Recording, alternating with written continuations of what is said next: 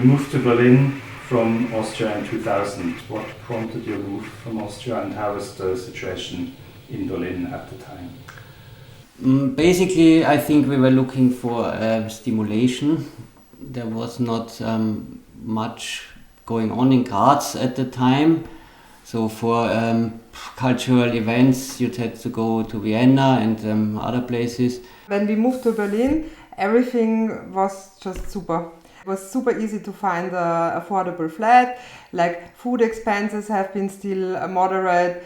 Lots of cultural things were available for free or a very small amount of money.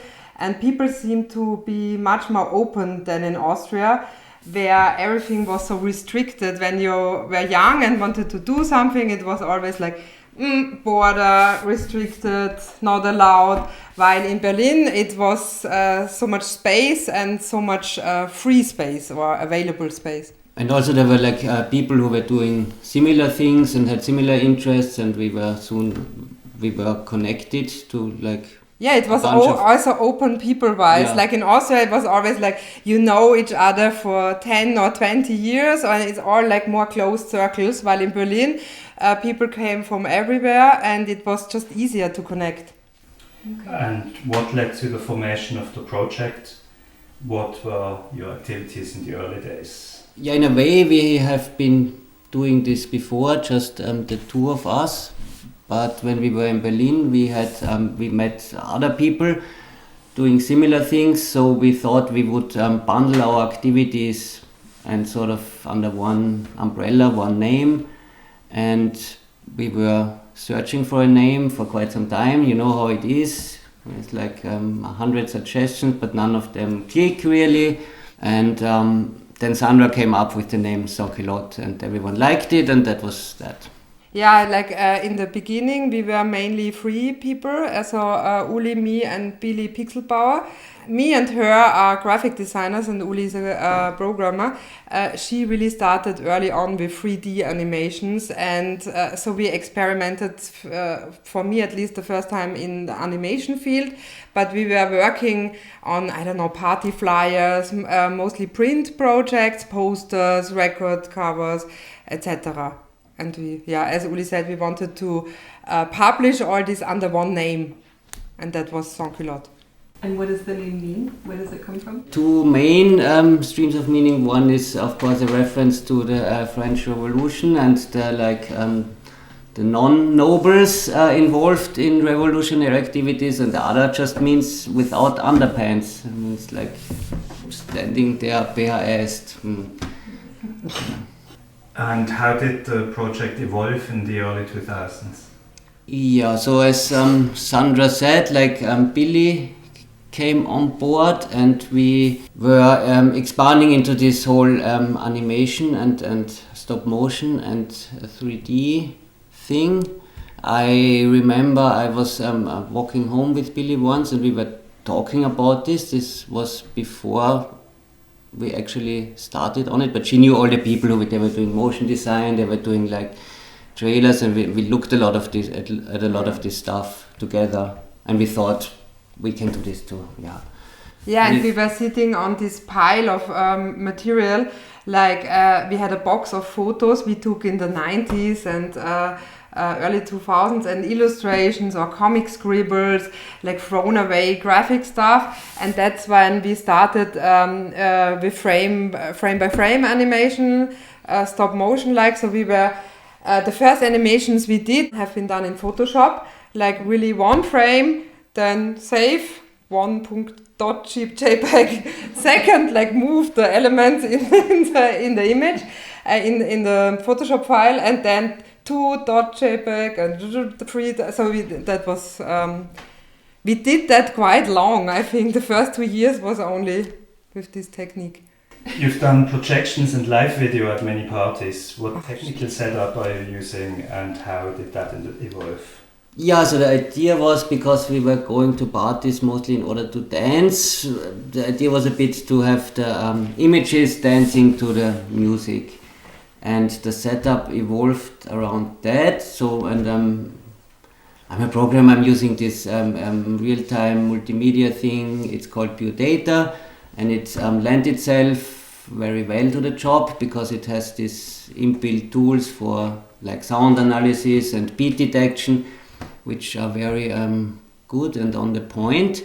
So we built a bit of software around it using like MIDI, and later we built it in pure data so we could load clips and switch them around, half automatic and half with intervention.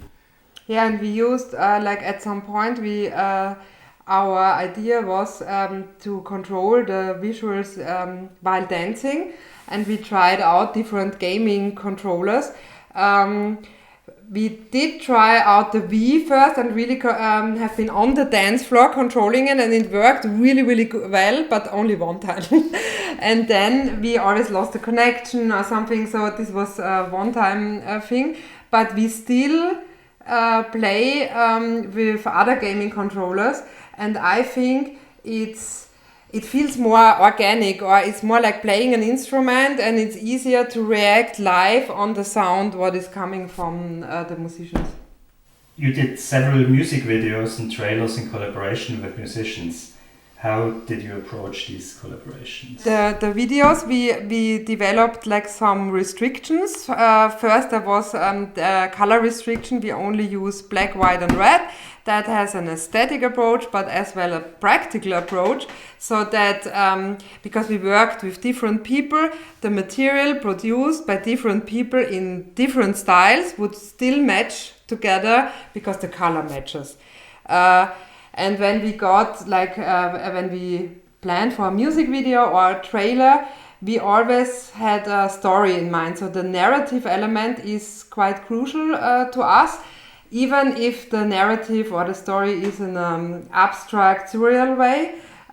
We follow some hidden line, and then we lay this out, and the image somehow comes together, and we need it together. So that's, and I think the party trailers is something different.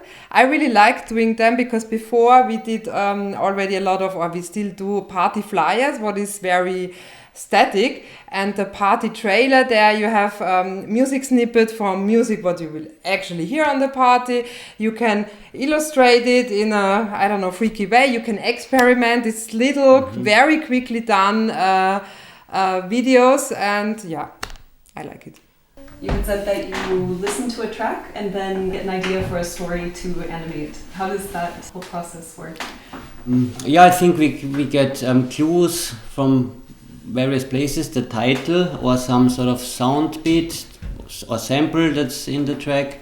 Or like, for example, with the Zombie Flesh Eater video, Mario is a character on itself, and we had this, roughly computer game, and Mario is saving some princess. Yeah, but that developed, I think it developed later. We made this Mario character, and we started from the character, and we imagined what this. Yeah, we had a photo shooting with him, yes. And then because we working on in collage, we cut his face and stick him to several body parts of.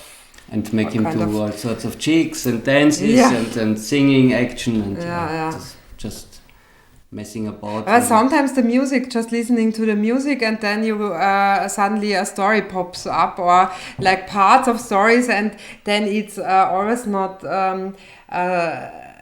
proper story from A to Z. It's like snippets, like cut up. Abstract or surreal or like music, yeah. Yeah, like music, but it's easier to have something in mind to animate after a rough plan than to animate into the void. Okay, so you're always collecting images and taking photographs and stuff and collecting pieces of things that could be used for...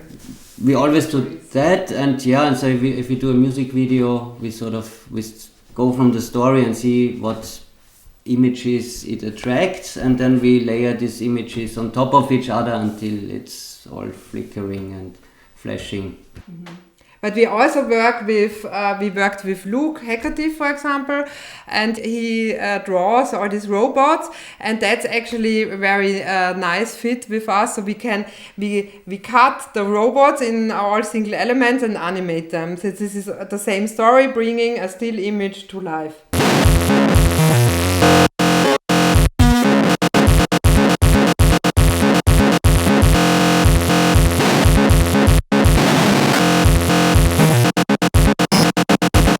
You were also involved with organizing a lot of parties as well, which included seminal Breakcore events in Berlin with Clash of the Titans as well as Praxis Datacide. What drew you to Breakcore? I think it was the energy mostly from of the music as well as the people involved with it. So in the 90s I was going out to hardcore and punk gigs a lot and like dance pogo and just be wild, and I was end of the 90s I was missing this a bit. And I mean there were things like, I don't know, a Terry Teenage Riot which tried to make the go from punk to electronic music, but when Ron Assimilator came to us with Breakcore, I was like, yeah, okay, that's exactly what has been missing.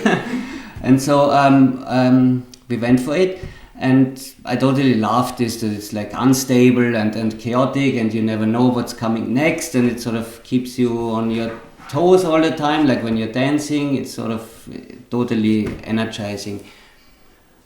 Because with techno, it's so predictable, and you sort of, maybe you get into this trance from the repetitiveness, but it's a different sort of trance you get into from being like constantly overexcited, and I enjoyed the second type more. I have to add that, like at the time, minimal techno was quite big in Berlin, and indeed that was very boring. Sometimes parties or events, you think there's one record spinning for hours, and then no changes. But there is, of course, are things in techno or kinds of techno what is very interesting and not too predictable. Yeah, and we were both very much into dancing and going out. And when we found this, at the time in Berlin, several parties with breakcore, noise, experimental music were happening. Some such as like Utterly Wipeout or Information Wants to Be Free. It was a 2 days party, Clash of the Titans. They all happened in interesting locations like squats or other weird underground locations, not in official clubs. So they have been affordable and interesting, and we went to all what we could find. Yeah, basically. And also, like punk had this DIY thing, so you were invited to contribute always. Punk wouldn't be produced and you'd consume. And I found the same thing with Breakcore as well, like we were very much invited to contribute. Yeah, and the scene was friendly. I mean, the people were really open and freaky, and it was not a closed circle. It was it felt natural that we switched to organizing these events as well. And I mean, I really enjoyed organizing these parties. It was really exciting times. Mm-hmm. The crowd was cool, the party was cool, the locations, it felt really good. Energetic without being too much of an aggro thing or something. Though we also went to cover parties, of course, which has more of the aggro, but... don't say this about cover. Cut, you have to edit this out. No, but that was good. I love cover. Yeah, of course. Me too. Okay. And I remember at Information Wants to Be Free, they had the flyers for Clash of the Titans, and we went to the next Clash of the Titans, and I remember, I think we went there 2 times, and we thought this is the best party we've ever been to, music and people-wise. Yeah. And so we hung around until they sort of approached us and said, "Oh, you're always here, maybe you want to, contribute." And before we we met a lot of people through these parties. I mean, we met Christoph, and it was very well connected, everything. Yeah, perhaps still is in a way. So there was some scene for punk in Austria before you went to Berlin. That's kind of where it started. So there was a little bit of something, some like DIY culture. Yeah, sure. Yeah, punk, yes. Yeah. But yeah, there has been also an electronic scene in Austria. I mean, Pure was doing the loop parties, and he started in the early 90s. But he was active in Vienna, and we are from Graz. Now, there were raves. I remember we were going to raves, but they were mostly about drugs, really. I was like... But we had, I don't know, we had other things where we were driving to someone's place in the country, and like everyone would, you know, put on music, sort of DIY party, but that was good. Uli, you are also producing music as Bombet. Can you tell us a bit about that project? Are there others you are involved with? Well, there's not so much to it. Like I'm collecting odd sounds, and I'm programming stuff that produces odd sounds, and sometimes I glue them together into tracks. And I have a live set which evolves. In fact, really involved in other projects. That's Mavet with Pat, and that's Nine with Sandra. But these are going a bit slow pace at the moment, so maybe something will come up in the future. So nine is both of you? Yeah? Can you tell us a bit about the project? We only published one track. We published one track, and it's we found it's a very cool name, and it was not taken really, which is totally unbelievable. And yeah, we plan to do more, and actually, I mean, I think we enjoy it, but it's more difficult than the video stuff. For me, it's more difficult. We're both not really like musicians, like we're not playing any instruments and not collecting vintage synths or this, so it's a bit tricky, but we have, I don't know, we can still make like sound collage, I think, both of us. Yeah, but I'm always not so happy how it sounds, and I don't know. We will see, perhaps there's something. Perhaps, yeah. yeah. Perhaps. Well, that leads us to the last question. Which are your plans for upcoming projects for the future? The future is cancelled. I thought so. Yeah, but we are prepared. And when is the Sansculotte movie coming out?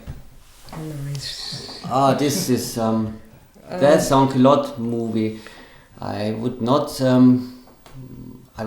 even want to promise that, but yeah, we're working on things like constantly, and there will be stuff coming out. Currently working on this on a documentary about Reality Asylum, which is the first single of the influential British punk band Graz, and it's coming along nicely, but it will take some time to finish. And we are on our pipeline is a music video for Covered.